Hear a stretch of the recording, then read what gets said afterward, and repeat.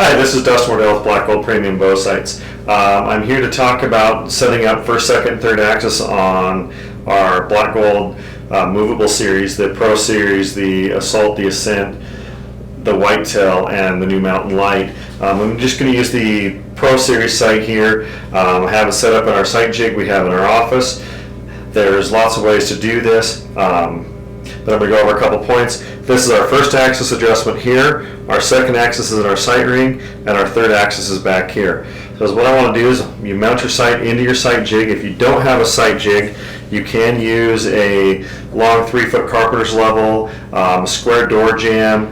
Any of those things will work great, and you can set it up against a wall and do these exact same steps if you don't have access to a jig. So as you see, I put my level on. This is a flat spot, this is on the first axis, and what you're trying to do with your first axis is you're catching the travel section is moving parallel to the riser.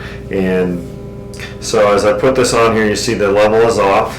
So what I want to do is come in, top screw. I want to break the top screw loose. Just give it about a half a turn loose and free.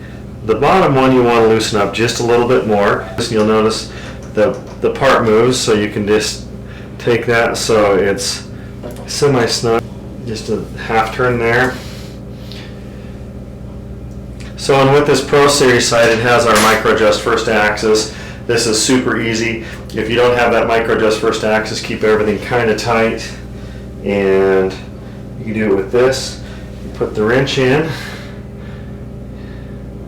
and just give it a turn here as I'm watching the bubble level here move.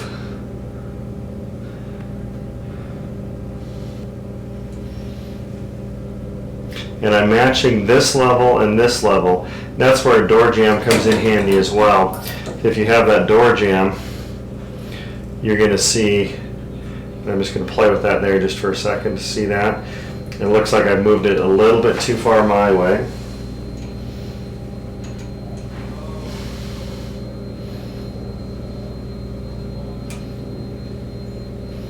See, this micro adjust makes things super easy. Okay, right there looks really good. Now what you want to do is come in and tighten the top up as you go. Just give it a little snug. Go down to the bottom and do the same thing. Snug it, check your level, matched up to the other level. So now what I'm going to do is continue to tighten that down. As you see, as I'm torquing this down, what it's doing is it's twisting in the jig.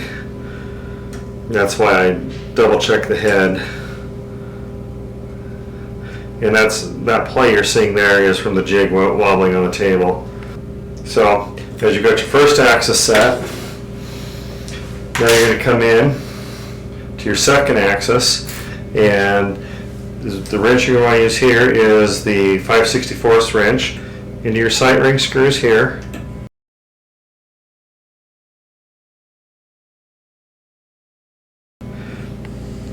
Just break the screws loose. Just about a half a turn, 3/4 of a turn, maybe a full turn is all you need.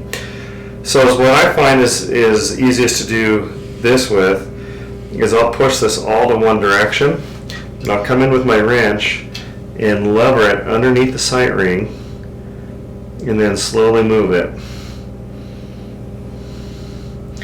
And I'm again leveling to this level here. It looks like I went just.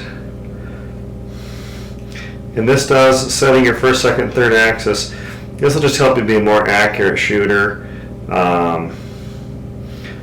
especially looking at your bubble level, making sure you're not torquing the bow and you're good and steady. So after you've set your second axis, now what you're going to do is tip your sight at a 45-degree angle.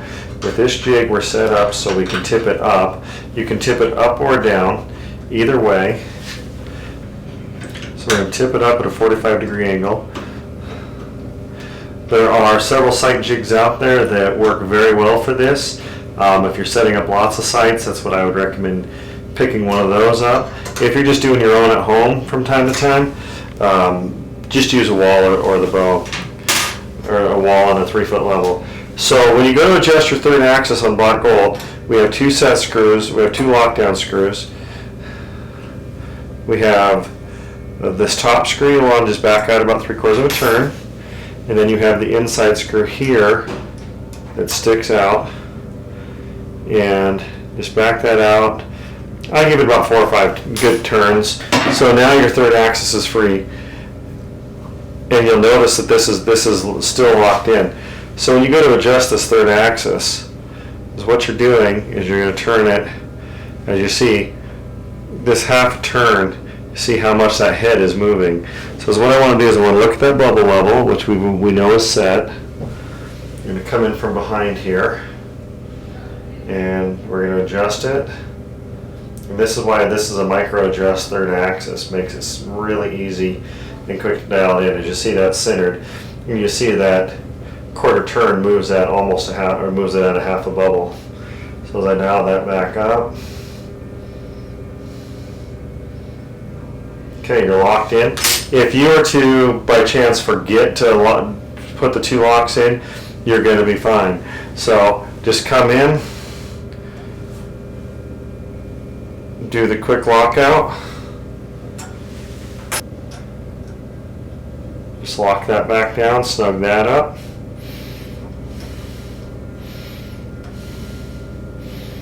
And now your first, second, third axis is set. Okay. We've just went over the Pro Series third axis, first, second, third axis adjustments. I want to go over a non-micro adjust first axis adjustment because the second and the third axis adjustments are all the same. So we're going to put our level on just like we did in the Pro Series. So we see that slough slightly. A couple things I would do different here is once you get the wrench in, break that top screw loose and come into the bottom screw. Break that loose. As you see, that moves so much more. With the Pro Series that has a micro adjust, that pin is in there, so it's not going to move as much. So one of the things that I recommend doing with when you're doing your non-micro version is take this top screw and snug it. Just go to where you start feeling some tension, so it doesn't move so randomly. So as I snug this up a little bit, you see as I'm pushing that over, matching the level.